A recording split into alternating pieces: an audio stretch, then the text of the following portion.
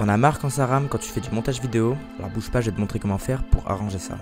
Tu vois, quand j'accélère, on voit que la vidéo est bug un petit peu. Ou même quand je me play, on sent qu'il y a des petites coupures. Ça, souvent, ça arrive quand tu filmes en 4K et que ton ordi est pas assez puissant. Ça va vite commencer à ramer. Et encore là, il y a quelques vidéos, mais dès que t'en as beaucoup plus, ça va être impossible de monter. Alors pour ça, je vais te montrer la solution.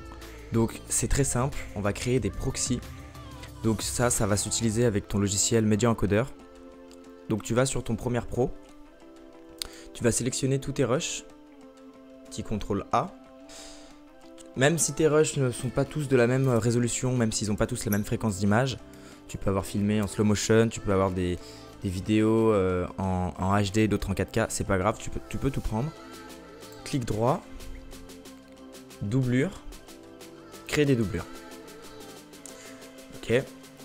Donc vous sélectionnez le 1280 par 720 Apple ProRes 422 Proxy. Donc voilà, c'est ce qu'il y a de mieux. Donc là, en cochant ici, ça va vous rajouter un dossier pour toutes vos doublures. Donc si vous voulez, ça va pas du tout impacter sur vos rushs initiaux. Ça va uniquement créer des doublures en format beaucoup plus petit qu'on pourra activer et désactiver sur le logiciel quand on voudra que le montage soit beaucoup plus fluide ou non. Donc on attend le chargement. Voilà, très bien, très bien.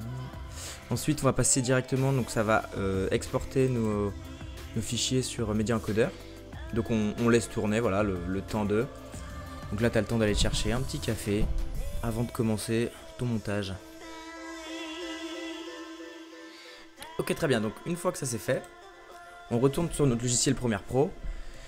Et tu peux te dire, quand j'accélère comme ça, bah, ça bug toujours. Tu vois, quand je me balade dans ma timeline, c'est pas fluide, ça marche pas, ça va pas marcher. Et ben en fait si, il va falloir que tu ailles dans le petit plus ici et que tu récupères ce pictogramme, tu viens le glisser en bas là. Voilà, tu fais OK. Et ensuite, il te suffira uniquement de cliquer dessus pour activer ou non tes proxys. Quand tu as cliqué qu'il est sélectionné en bleu, tes proxys sont activés. Donc là, tu vas pouvoir voir que c'est super fluide dans ma timeline et que là ça ne buggera plus du tout. Donc, par exemple ici, tu vas voir que si je zoome à fond, l'image est pixelisée parce qu'elle est justement en proxy. Et quand je décoche, hop, on voit que la qualité est beaucoup plus nette. Donc tu peux te permettre de cocher quand tu vas faire ton montage pour mettre en proxy. Mais une fois que tu voudras faire ta colorimétrie par exemple, tu pourras tout à fait décocher et tranquillement faire ta colorimétrie sur chaque plan. Voilà, j'espère que ça t'aura plu. On se retrouve pour un nouveau tuto. N'hésite pas à me suivre sur Instagram et YouTube si tu veux des nouveaux tutos. Allez, salut!